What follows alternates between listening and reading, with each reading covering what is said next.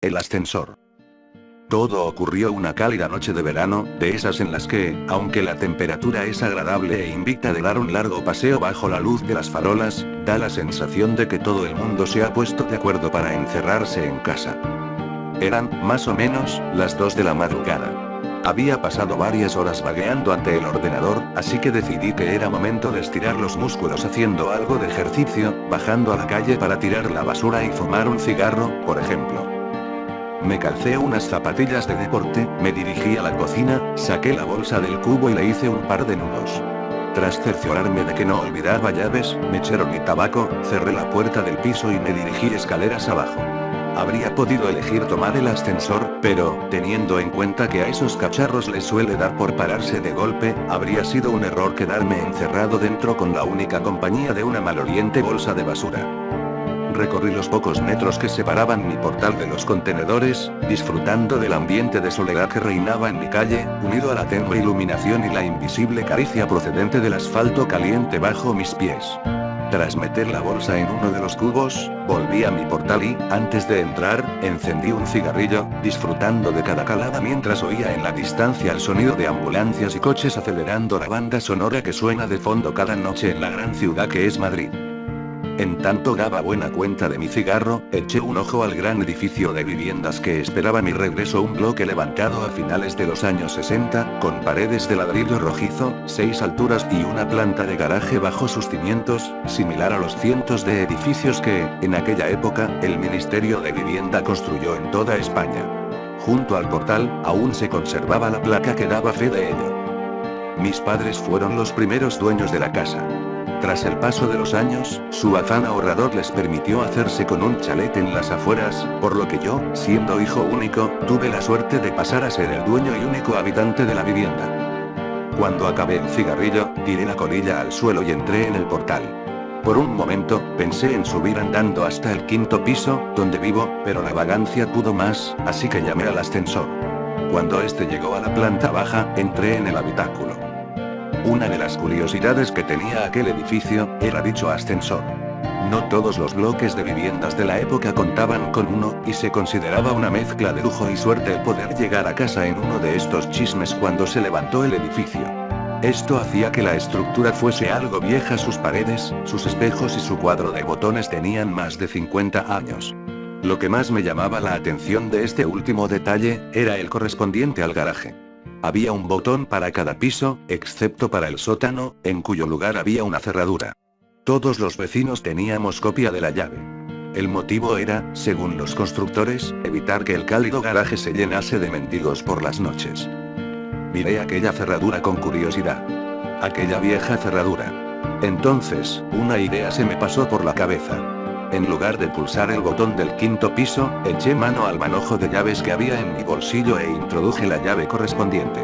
Para acceder al sótano, había que girar la llave hacia la izquierda, pero, ¿qué ocurriría si la giraba hacia la derecha? Hice la prueba. Nada. La cerradura hacía tope, como era de esperar. Cabezota de mí, volví a intentarlo, girando con más fuerza. Con mucha más fuerza. En ese momento, de forma inesperada, la cerradura cedió, poniendo el ascensor en marcha. Sorprendido ante aquello, fijé los ojos en el indicador luminoso. Mientras el ascensor descendía, aquel pasó de mostrar un 0 a mostrar un 1 negativo. Pero, llegado a este piso, el ascensor no se detuvo. Durante casi un minuto, el trasto continuó bajando, traqueteando y rugiendo como de costumbre. El indicador luminoso mostraba 2 guiones intermitentes. Entonces, de repente, el ascensor se detuvo y su puerta se abrió. Ante mis ojos se extendía un largo y estrecho pasillo, apenas más ancho que el propio ascensor. La iluminación procedente del interior de este, no bastaba para iluminar aquel pasillo, que era engullido por una tenebrosa oscuridad, y no se apreciaban escaleras que llegasen allí desde un piso superior. «Hola». Mi voz retumbó por las paredes y desapareció en el oscuro espacio. A pesar de que la situación me imponía algo de respeto, la curiosidad ante el nuevo sótano recién descubierto pudo más. Decidido a investigar aquel lugar, encendí mi mechero y abandoné la protectora luz del ascensor. Me giré por un momento, y vi que, en aquella planta, no había botón para llamar al ascensor, sino una cerradura. Mosqueado, continué avanzando hacia la oscuridad. El ambiente era denso y húmedo, acompañado de una ligera fetidez. A unos 20 metros, el pasillo torcía hacia la derecha, desembocando en una galería a la que daban varias puertas, como en las cárceles que salen en las películas.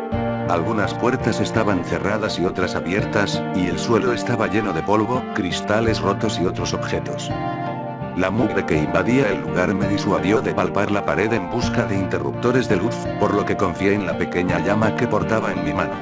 Al internarme en la galería, me agaché y acerqué mi mechero al suelo para examinar con más detalle qué eran aquellos pequeños bultos que pisaba irremediablemente a cada paso. Descubrí jeringuillas, trozos de probetas, piezas de rompecabezas infantiles, muñecas. Aquello resultaba de lo más tétrico. Me incorporé nuevamente, disponiéndome a analizar las pequeñas dependencias que rodeaban la galería. Uno de los detalles que percibí fue la falta de ventilación o iluminación exterior. Aunque era noche cerrada, no había rastro de salidas al exterior por las que se colase la luz de las farolas, ni ninguna corriente de aire que hiciese vibrar a la llama de mi mechero. Aquel era un lugar completamente cerrado, y a saber a cuántos metros bajo tierra me encontraba en aquel momento. Recorrí varias de las salitas, y vi que todas tenían elementos en común: pequeños, anticuados y oxidados camastros, mesitas y sillas. Y material médico. El lugar estaba infestado de gasas, correas, pastillas desperdigadas por el suelo. Aquello parecía un hospital en miniatura. Un hospital antiguo y fantasmagórico, detenido en una época pasada, en el que la acumulación de polvo es el único indicador del paso del tiempo. Aún me arrepiento de entrar en una de aquellas dependencias. La luz del mechero mostraba, sobre el mugriento colchón, un bulto del tamaño de un ser humano, envuelto en ropa de hospital. Me acerqué sigilosamente, temiendo a lo peor, y arrimé el mechero al gran objeto. El aumento de luz mostró una escena horripilante. Rodeado de heces y manchas de orina, se mostraba ante mí un cadáver humano en posición fetal que me daba la espalda. El hedor era insoportable. Reprimí una arcada mientras permanecía en cuclillas ante aquella dantesca escena. De repente, el terror invadió mi cuerpo. Aquel cuerpo se giró de forma brusca y, lo que en principio había clasificado como humano, mostró ser algo diferente, indefinido e indescriptible. El cuerpo de aquel ser estaba cubierto de llagas y heridas. En lugar manos y pies, sus extremidades se encontraban rematadas por muñones violáceos, y extrañas deformidades y bultos recorrían su tronco, dándole un aspecto monstruoso. Pero lo peor era su rostro. Sus ojos, grandes e inyectados en sangre, estaban protegidos por unos párpados abultados y sin pestañas. En lugar de pelo, su cabeza poseía infinidad de cicatrices y grapas que partían desde sus pobladas cejas y sienes y se perdían hacia su nuca. Sus orejas, irregulares y enormes, no mostraban pliegue alguno, tocando al ser de un aspecto simiesco. Tampoco poseía nariz, y de sus orificios nasales surgían 2 hilos de sangre reseca. Rematando aquel cuadro tan desagradable, se encontraba su boca. Un orificio de comisuras agrietadas, sin labios, de cuyo interior carente de dientes y lengua, provenía el peor olor a podrido que he percibido en mi vida. Sus ojos se fijaron en los míos, y de su garganta surgió un bramido gutural, ronco y a la vez potente. Grité. Grité con todas mis fuerzas y mi voz se entremezcló con la del monstruo. Teniendo en cuenta la postura en la que me encontraba, caí de espaldas sobre el mugriento suelo, y el mechero se escapó de mi mano, dejando el lugar en la más absoluta oscuridad. Mientras palpaba el suelo en busca del mechero, oí cómo crujían los muelles del colchón y, antes de que pudiese reaccionar, aquel despojo se me echó encima, lanzando una vez más su aterrador alarido. Sentí su aliento contra mi rostro, mientras apestosa saliva caía sobre mi frente, y un escalofrío me recorría de arriba a abajo. Cejé en mi empeño de hacerme con el mechero y pataleé con todas mis fuerzas, tratando de zafarme del horripilante ser. Me arrastré unos metros hacia atrás, me levanté y salí de la estancia, a oscuras, tratando de recordar la disposición de aquella planta, temiendo tropezar o dar de bruces con alguna de las paredes. Mientras huía en dirección al ascensor, pude oír cómo aquello se arrastraba entre los cristales rotos del suelo, siguiendo mis pasos. Llegué al pasillo y sentí que volvía a la vida cuando me invadió la luz encendida del ascensor abierto. Entré, pulsé el botón del 5.º piso y, lleno de impaciencia y pavor, esperé a que la puerta se cerrase y el ascensor se pusiese en marcha. Sin embargo, el aparato no obedecía mis órdenes. Aunque el botón del 5.º piso estaba encendido, la puerta no se cerraba. Y el crujir de cristales se oía cada vez más cerca. Me di media vuelta. Ante mí, el pasillo se extendía una vez más, engullendo la luz del ascensor. Sin embargo, ahora no sentía curiosidad ante aquella escena. Sentía verdadero horror. Quería huir de allí. Y el ascensor no se movía. De repente, se hizo el silencio. Estaba tan aterrorizado, que todos mis músculos se agarrotaron. En ese momento, el ser surgió del pasillo oscuro arrastrándose con una velocidad y una pericia insólitas. Venía hacia mí mientras gruñía, jadeaba y chillaba como ninguna criatura conocida.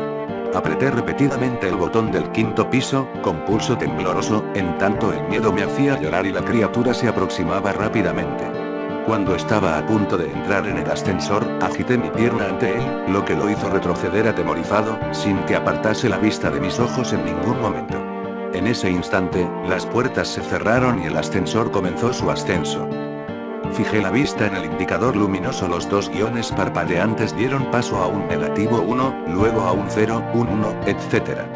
Algo más calmado, me miré en el espejo y fui consciente de mi aspecto. Mi rostro estaba cubierto de una mezcla de baba y mucosa sanguinolenta, mezclada con mis propias lágrimas. Cuando quise pasar el dorso de la mano por mi frente, descubrí que mis ensangrentadas palmas estaban llenas de cristales rotos, y comencé a sentir su dolor. Minutos antes, en aquel segundo sótano, el miedo no me había permitido ser consciente de cómo se habían clavado en mi piel. Llegué a casa y entré corriendo al baño. Los recientes recuerdos de todo lo que había ocurrido allí abajo se agolparon en mi mente, y no pude evitar arrodillarme ante el váter y vomitar la cena. Me di una ducha más larga de lo habitual. Aún invadido por el asco, curé las heridas de mis manos y esperé a que llegase el día, incapaz de dormir. A la mañana siguiente, cuando la luz del día se llevó todos mis miedos, llamé a un amigo que vivía en uno de los edificios cercanos. Dicho edificio era similar al mío, construido en la misma época, con la misma planta y con un ascensor exactamente similar. Tras contarle la historia y soportar sus burlas, me aseguró que haría la prueba en su ascensor y que me llamaría para contarme qué había ocurrido en su caso. Esperé su llamada intranquilo y, a los pocos minutos, sonó el teléfono. Era él, y su voz sonaba entrecortada y temblorosa. Bajo su casa también había un segundo sótano, húmedo y maloliente. Sin embargo, él no se había atrevido a adentrarse, y no tenía intención de hacerlo. No pienso volver a coger ese ascensor en mi puta vida, eso fue lo que me dijo. Y la verdad es que su opinión coincidía al 100% con la mía. A pesar de nuestros temores, nos decidimos a investigar sobre el asunto. Así, dimos con el que fue por aquel entonces presidente de la constructora encargada de levantar los edificios. Hoy en día un ajado anciano con un pie en el cementerio.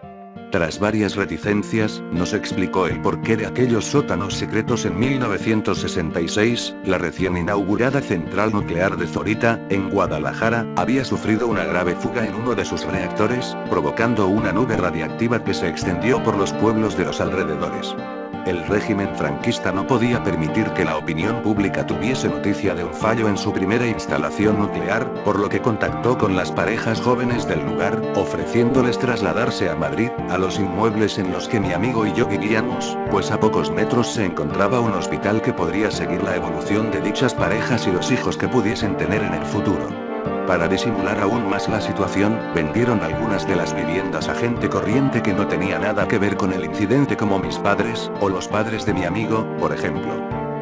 Sin embargo, la intención del régimen era muy distinta. Conocedores de las secuelas que la nube radiactiva tendría en esta gente, vigilaron cada nuevo embarazo que se produjo entre ellos, supervisando su evolución y haciendo desaparecer a todos aquellos recién nacidos que sufriesen graves malformaciones. Aprovechaban la tranquilidad de la noche, para, haciéndose pasar por encargados de mudanzas, llevar a los bebés a su nuevo hogar.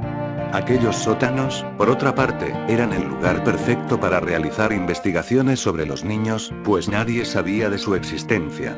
El propio mecanismo de los ascensores se había mantenido en secreto, recayendo la tarea de llevar a cabo revisiones y reparaciones entre técnicos elegidos por el propio régimen. Y una trampilla que solo se abría cuando el ascensor sobrepasaba el garaje, ocultaba el segundo sótano a quien hubiese podido asomarse al hueco. Sin embargo, tras la muerte del dictador Francisco Franco, se canceló aquel proyecto.